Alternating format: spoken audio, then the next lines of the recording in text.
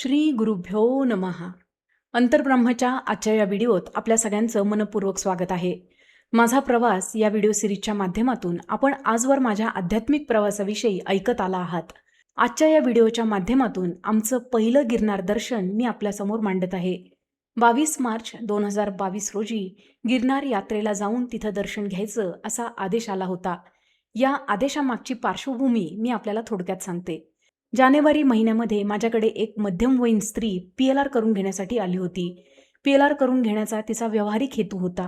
त्या ताई आणि त्यांच्या मुलीचं अजिबात पटत नव्हतं आणि ते का पटत नाही हे जाणून घेण्यासाठी त्या प्रतिगमन करून घेण्यासाठी आल्या होत्या. सद्गुरूंच्या कृपेनं ध्यानाच्या दुसऱ्या अवस्थेमध्ये त्यांना या प्रश्नाचं उत्तर मिळालं आणि या सेशनच्या उत्तरार्धामध्ये आम्हाला मिळाला गिरनार यात्रेचा आशीर्वाद. स्वामी समर्थ महाराज यांचा कृपाशीर्वाद आणि सप्तर्षींचं मार्गदर्शन या आधारे चालणाऱ्या या प्रतिगमन उपचार पद्धतीमध्ये ध्यानाच्या सेशनच्या उत्तरार्धामध्ये गुरु भेटीची एक वेळ निश्चित केलेली असते. ज्या जीवांचा हा योग आलेला आहे त्यांना त्यांचे सद्गुरू ध्यानावस्थेमध्ये दर्शन आणि आशीर्वाद देतात. या ताईंच्या सेशनमध्ये उत्तरार्धामध्ये आशीर्वाद देण्यासाठी स्वतः स्वामी समर्थ महाराज त्यांच्या समोर उपस्थित होते आणि स्वतः स्वामी त्यांना सांगत होते की 22 मार्च 2022 रोजी तू, जया, विश्वनाथ, तिची मुलं, तिचा जावई या सगळ्या लोकांनी एकत्रित येऊन गिरनारवरती दर्शन घ्यायचं आहे. गिरनारला जात असताना सोबत कोण कोण असणार आहेत अशा 6 माणसांची यादी त्याच सेशनमध्ये सद्गुरूंनी सांगितली होती. त्या 6 माणसांव्यतिरिक्त आणखीन 2 माणसं आयत्या वेळेला येऊन मिळतील असं देखील त्यांनी सांगितलं होतं. बुद्धीच्या कसोटीवर जे चाललं आहे ते कळण्याच्या पलीकडचं होतं आणि म्हणूनच ती केव्हाच मागे गळून पडली होती. अतिशय समर्पण भावनेनं मला जे जे सांगण्यात येत होतं ते मी जीवाचे कान करून ऐकत होते आणि त्यानुसार वागायचं असं देखील ठरलं. सद्गुरूंच्या मुखातून आलेला हा आदेश आमच्यासाठी अतिशय पर्वणीचा ठरला.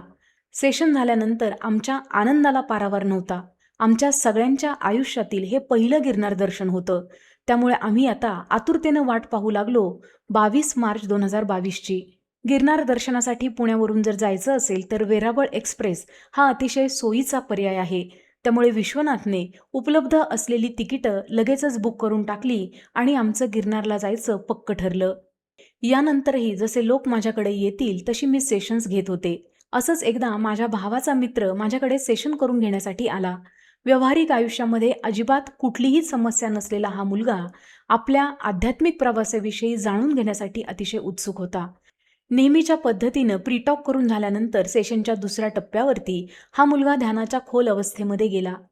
त्या मुलाशी संबंधित असलेल्या अनेक गोष्टींची उत्तरं त्याला त्या सेशनच्या माध्यमातून मिळाली. सेशनच्या उत्तरार्धामध्ये ज्यावेळेला सद्गुरूंची भेट होत होती त्यावेळेला अचानक त्या मुलाचा आवाज बदलला आणि त्याच्या मुखातून जयासाठी गुरूंचं मार्गदर्शन येऊ लागलं.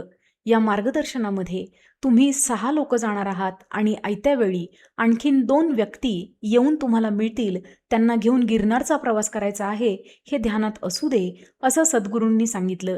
याच संवादाच्या पुढच्या टप्प्यावर माझ्या अल्पमतीला त्यावेळेला जे योग्य वाटलं ते मी बोलायला सुरुवात केली. मी सद्गुरूंना विनंती करत होते की मला आपल्या दर्शनाचा लाभ व्हावा. त्यांनी तथास्तु म्हटलं आणि या दर्शनाशी संबंधित काही गोष्टी सांगायला सुरुवात केली.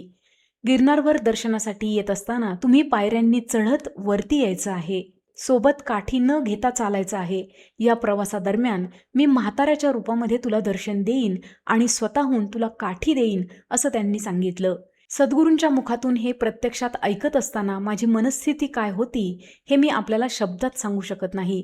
काही भावनांना शब्दरूप देताच येत नाही. सद्गुरूंच्या मुखातून आलेला हा आदेश अतिशय नम्रपणे आम्ही स्वीकारला आणि मग आता वाट पाहू लागलो आयत्या वेळी 2 कोणती माणसं येऊन आम्हाला मिळणार आहेत त्याची. जाण्याचा दिवस जसजसा जवळ येत होता तसतशी मनाची अस्वस्थता वाढायला लागली होती. कारण 19 तारीख उजाडली तरी देखील 2 कोण माणसं आयत्या वेळेला येणार आहेत हे मला समजत नव्हतं. माझी स्वतःची रोजची एक ठरलेली साधना आहे. जाण्याचा दिवस जवळ येत असताना एके दिवशी अशीच साधना करत असताना अचानक डोक्यात वीज चमकावी तसा एक विचार सद्गुरू कृपेनं प्राप्त झाला. जी शेवटची 2 माणसं आयत्या वेळेला येणार आहेत ती म्हणजे माझा सख्खा भाऊ आणि त्याचा जो सेशनसाठी आलेला मित्र होता तो मित्र. कारण त्या मित्राच्या सेशनमध्येच सद्गुरूंनी भेटीचा जो तपशील होता तो सांगायला सुरुवात केली होती. तेव्हाची माझी साधना पूर्ण झाल्यानंतर मी तातडीनं माझ्या भावाला फोन केला. विश्वनाथने देखील रेल्वेची तिकीटं मिळत आहेत का हे पाहिलं, मात्र आयत्या वेळेला कुठलंही तिकीट मिळत नव्हतं. त्यामुळे मग सरतेशेवटी एकच पर्याय पुढे शिल्लक राहिला होता. भाऊ आणि त्याचा मित्र 4 चाकी घेऊन गिरनारच्या दिशेनं रवाना झाले आणि आम्ही ठरल्याप्रमाणे आमचा रेल्वेचा प्रवास सुरू केला. आम्ही ज्यावेळेला जुनागडला पोहोचलो तेव्हा भाऊ सोमनाथचं दर्शन घेऊन गिरनारच्या तलेटीला येऊन थांबला होता. 21 मार्च रोजी आम्ही सगळेजण गिरनारच्या पायथ्याशी असलेल्या गोरक्षनाथ आश्रमामध्ये निवासाची व्यवस्था करून तिथं राहिलो. रात्री 12 नंतर चढायला सुरुवात केलेली बरी असं अनेकांकडून ऐकलं होतं, त्यामुळे आम्हीही तसं ठरवलं. साधारणपणे 12:15च्या सुमारास आम्ही आश्रमातून बाहेर पडत होतो. आश्रमाच्या बाहेर पडल्यानंतर एक मोकळं पटांगण लागतं. त्या पटांगणामध्ये दोघेजण शेकोटी पेटवून शेकत बसलेले होते. आम्ही त्यांना ओलांडून पुढे गेलो. थोडंसं पुढे गेल्यानंतर मागून आवाज आला. त्यांनी आम्हाला हिंदीत विचारलं होतं, गुरु शिखराकडे चालला आहात का? आम्ही एका सुरात हो असं म्हणालो आणि मग त्यांनी आम्हाला थांबायला सांगितलं आणि बोलायला सुरुवात केली. ध्यान रखना, केसरी घूम रहे हैं. अगर पूंछ उल्टी गोल दिखाई दे तो डरना मत, लेकिन अगर पूंछ नीची हो तो अपनी जान बचा के भागना. त्यांनी जे सांगितलं ते आमच्या सुरक्षिततेसाठीच सांगितलं, मात्र तरी देखील मनामध्ये एक वेगळी भीती अचानक चमकून गेली. एकमेकांना धीर देत आम्ही 8ही जण चढावा मारुतीच्या दिशेनं निघालो. गिरनार दर्शनासाठी नियमितपणे जाणाऱ्या लोकांच्या सल्ल्यानुसार चढावा मारुतीच्या इथं आम्ही नारळ अर्पण केला. तिथल्या पहिल्या पायरीवर मस्तक टेकवून आमचा जो काही अहंकार आहे तो इथेच निघून पडावा अशी मूक प्रार्थना आम्ही केली आणि चालायला लागलो. काही अंतर पुढे गेल्यानंतर अचानक माझा मोबाईल वाजला. साधारण 12:30 पावणे 1ची वेळ होती. या वेळेला कोण मेसेज करत आहे हे पाहण्यासाठी जेव्हा मी व्हॉट्सॲप उघडलं त्यावेळेला समोर स्वामी समर्थ महाराजांचा तुळजाभवानी स्वरूपातला एक सुंदर फोटो मला माझ्या मैत्रिणीने पाठवला होता. गुरु शिखराकडे चढाईला सुरुवात केल्यानंतर आलेला तो फोटो मला शुभसंकेत वाटला होता. सद्गुरू आपल्याला निर्विघ्नपणे त्यांच्या जवळ बोलावतील ही आशा मनामध्ये निर्माण झाली आणि आम्ही सगळ्यांनी मिळून त्या फोटोचं दर्शन घेतलं आणि छानपैकी उत्साहात चालायला सुरुवात केली. चालायला सुरुवात केल्यापासून साधारण अर्ध्या तासानंतर अचानक मोठमोठ्यानं सिंहगर्जना ऐकू यायला लागली.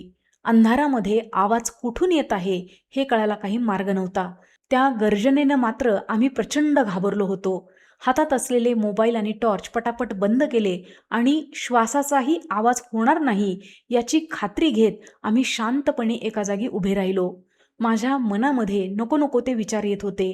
माझ्याबरोबर माझ्या जीवाभावाची माणसं होती. माझा नवरा, माझा सख्खा भाऊ, माझी मावस बहीण, तिची 2 मुलं, तिचा जावई आणि भावाचा मित्र, ही सगळी माणसं आपल्या म्हणण्यानुसार गिरनारला आलेली आहेत आणि हे काय अचानक संकट उभं राहिलं असे वेगवेगळे विचार मनामध्ये त्यावेळेला येत होते. अतिशय प्रामाणिकपणे मला आपल्याला एक गोष्ट सांगावीशी वाटते. भगवंताच्याच कृपाशीर्वादाने त्यांच्याच आदेशाचं पालन म्हणून दर्शनासाठी जात असताना मानवी देह धारण केल्यानंतर मृत्यूची भीती काय असते ते मी अक्षरशः अनुभवत होते. मनामध्ये गुरूंचा धावा चालू होता. काही क्षण अस्वस्थतेमध्ये गेल्यानंतर मग मनात अचानक विचार आला, जर याच ठिकाणी मृत्यू यायचा असेल तर त्यांचं दर्शन व्हावं आणि मग खुशाल मृत्यू यावा. मात्र असं काही घडलं नाही. स्वामींच्या कृपेनं, दत्तगुरूंच्या आशीर्वादानं आम्ही तो पल्ला पार केला आणि काही वेळानं आवाज यायचा देखील बंद झालं. अंबा मातापर्यंतची चढाई खरोखर कस पाहणारी आहे. मी म्हणणारे तिथे हात टेकतात. माझ्यासाठी हा प्रवास अतिशय महत्त्वाचा आणि स्वतःच्या आत उतरवण्यासाठी मदत करणारा ठरला. गिरनारच्या प्रत्येक पायरीवर आपल्याला एकट्यानंच चालावं लागतं हा मिळालेला सगळ्यात महत्त्वाचा धडा. कितीही जीवाभावाचं प्रेमळ नातं असलं तरी कुणाही व्यक्तीला सोबत कुणाला घेऊन चालता येत नाही. एका बाजूने एकच व्यक्ती चढू शकते आणि दुसरी व्यक्ती उतरू शकते अशी रुंदी असलेली गिरनारची प्रत्येक पायरी मानवी जीवनाकडून अध्यात्माकडे नेणारा खरोखर वस्तुपाठ आहे असं म्हणावं लागेल. गिरनारच्या या प्रवासामध्ये सद्गुरूंनी सांगितल्याप्रमाणे वृद्धाच्या रूपामध्ये त्यांनी मला दर्शन दिलं. या संदर्भातला स्वतंत्र व्हिडिओ माझा प्रवास या प्लेलिस्टमध्ये श्री स्वामी समर्थ महाराज या शीर्षकानं याआधीच आलेला आहे. आपल्यापैकी अनेकांनी गिरनार यात्रा केली असेल. आपल्यालाही दत्तगुरूंचे, आपल्या सद्गुरूंचे निरनिराळे अनुभव या प्रवासामध्ये आले असतील. श्री शंकर महाराज असतील, श्री स्वामी समर्थ महाराज असतील, गोरक्षनाथ असतील किंवा स्वतः श्री दत्तगुरू असतील, वेगवेगळ्या स्वरूपामध्ये अनेक भक्तांना त्यांनी या प्रवासामध्ये दर्शन दिलं आहे. माझ्यासारख्या कुठल्याही पार्श्वभूमी नसलेल्या जीवाला सद्गुरू जर एवढी कृपा देऊ शकतात, तर आपल्यापैकी अनेकांना ती निश्चितपणे प्राप्त होण्याची शक्यता आहे, हे आपण धरून चाललं पाहिजे. नेमकं गिरनार यात्रेमध्ये होतं काय? याच प्रश्नाचा विचार करत असताना मला जे उत्तर सापडलं ते मी आपल्यासमोर नम्रपणे मांडण्याचा प्रयत्न करते आहे. गिरनार पर्वत हा मुळात रैवंतक पर्वत आहे. रेवती नक्षत्र मंडळातून खाली आलं आणि ते या ठिकाणी स्थानापन्न झालं, ते या पर्वताच्या स्वरूपात. आपल्याकडील अनेक पुराणांमध्ये याची नोंद आहे. दत्तभक्तांसाठी गिरनार पर्वतावरील प्रत्येक मातीच्या कणामध्ये गुरुतत्व निवास करतं. गिरनार हा शब्दच मनामध्ये एक वेगळं स्पंदन निर्माण करतो. आपल्यापैकी अनेकांनी ते अनुभवलं असेल. एखादी व्यक्ती आपल्या जवळची जर गिरनारला जाऊन आली असेल आणि आपण अजून जायचो असू, तर आपल्याला तिकडे जाण्याची तीव्र इच्छा निर्माण होते आणि हीच इच्छा आपल्याला तिथे येणाऱ्या अनुभूतीपर्यंत नेऊन पोहोचवते. गिरनारला दर पौर्णिमेला वारी करणारी मंडळी आहेत. काही लोकांची तर शेकडो वेळा गिरनारची यात्रा झालेली आहे. गुरूंच्या ऊर्जा स्थानामध्ये खरोखर आपल्याही ऊर्जेमध्ये आमूलाग्र बदल घडतो, हे अनेकांनी अनुभवलेलं आहे. मात्र ते होत असताना आपली जी मानसिकता तयार होते ती अतिशय महत्त्वाची आहे. गुरु भेटीसाठी आसुसलेल्या मनानं गिरनारच्या पायरीवरती पाय ठेवल्यानंतर आपल्या आतमध्ये एक वेगळी ऊर्जा संचलित होते आणि ती ऊर्जा आपल्या सगळ्या बुद्धीच्या मर्यादा पार करून जळी स्थळी काष्ठी पाषाणी आपल्याला भगवंताचं दर्शन घडण्यासाठी मदत करायला लागते.